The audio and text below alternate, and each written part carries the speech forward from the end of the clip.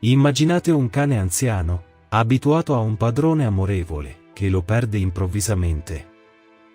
Il mondo del cane crolla in un istante. Lei, fedele e leale, si ritrova in un rifugio freddo e sconosciuto, circondata dal rumore e dagli odori di altri animali abbandonati. Paura e smarrimento devono averle riempito il suo piccolo cuore di cane. Sembrava che un raggio di speranza fosse apparso quando una nuova famiglia la prese con sé. Una casa calda, le cure, tutto questo riportò Kettle alla vita. Ma la felicità durò poco.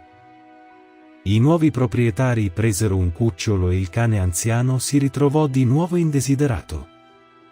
Il colpo più crudele fu il modo in cui la portarono in un luogo isolato e la abbandonarono, come se si sbarazzassero di un oggetto inutile.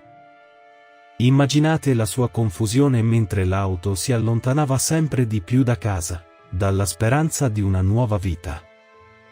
La cagna, vecchia e stanca, percorse 48 chilometri, nella speranza di tornare al calore e al comfort, ma i padroni, vedendola sulla soglia, le chiusero semplicemente la porta in faccia. Tradimento e disperazione devono averle spezzato il cuore. Tutti i suoi sforzi, tutta la sua lealtà si rivelarono vani. Lei sta sulla soglia, tremando di freddo e disperazione, e capisce di essere stata tradita. Quanto dolore e quanta paura ha dovuto sopportare questa piccola cagna. Abbassa la testa e, girandosi lentamente, si trascina di nuovo nell'oscurità. Quando i dipendenti del rifugio vennero a sapere della povera Kettle, scrissero di lei su internet e chiesero a qualcuno di prenderla. Questo post fu condiviso da molte persone e fu persino ripreso dai media. E il risultato non tardò ad arrivare. Una donna arrivò da un'altra città e portò via il cane con sé. Purtroppo, il cane non visse nemmeno 6 mesi e morì.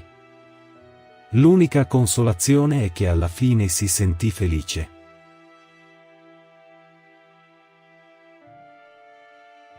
Cari spettatori, grazie mille per aver guardato questo video e per i vostri like. Condividete le vostre opinioni nei commenti. Vi auguro una buona giornata.